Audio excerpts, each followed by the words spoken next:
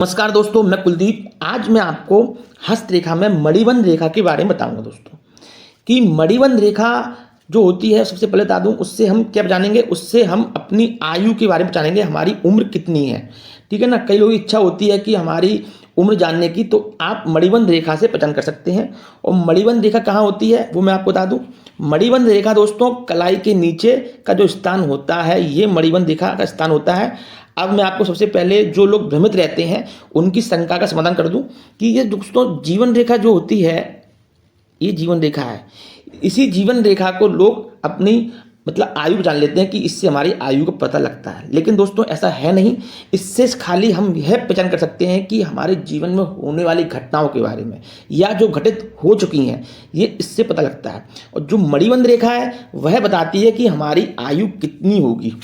देखिए दोस्तों, सबसे पहली रेखा जो होती है वह 25 वर्ष के बीच है, और दूसरी रेखा 25 वर्ष 50 वर्ष की हो गई, तीसरी रेखा 75 वर्ष, और चौथी रेखा 100 वर्ष। दोस्तों 25-25 के भागों में रेखाओं को बांटा गया है।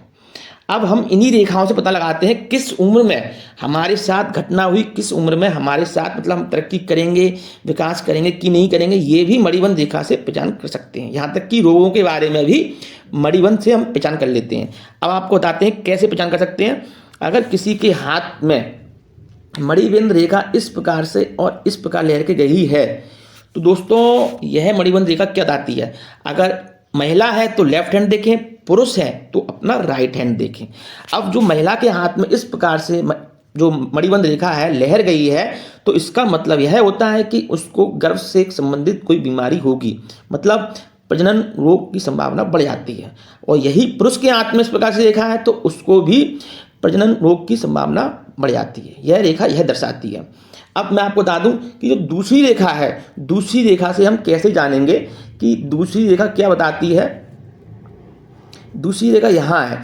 अगर दूसरी रेखा मणिबंध रेखा में कहीं भी दूसरी रेखा कटी नहीं है, तो उससे हम जान सकते हैं कि दूसरी मणिबंध रेखा में कि उसने कितना विकास की संभावना है। दोस्तों कहीं से कटी ना हो तो ऐसे व्यक्ति खुशी, धन और समृद्धि को बताती है। दोस्तों ऐसे लोग खुशी, धन, समृद्धि को पाते हैं। अगर यही रेखा कटी है तो इसका मतलब यह नहीं कि रेखा अगर इस प्रकार से कट के निकल रही है तो इसका मतलब यह नहीं कि वह संपन्न नहीं हो सकता, लेकिन दोस्तों उसको बहुत संघर्ष से धन कमा सकता है वो।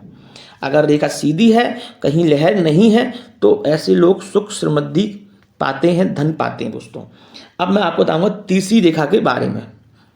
तीसरी रेखा हमको क्या बताती है। तीसरी रेखा, अगर आपकी तीसरी मणिबंध रेखा जीवन में आपकी प्रसिद्धि और शक्ति को दर्शाती है। अगर यह मणिबंध रेखा सीधी और स्पष्ट है, सीधी का मतलब है एक प्रकार से सीधी ही होना चाहिए। अगर कहीं लहर नहीं रही है तो ये बहुत अच्छी है। अगर सीधी है तो ये आपको बहुत ऊंचे पद तक ले आती। दोस्तों ऐसे लोगों का अधिकतर नेता होते हैं, अभिनेता होते हैं, यहाँ तक कि ऐसे लोगों के पास धन की कोई कमी नहीं होती है।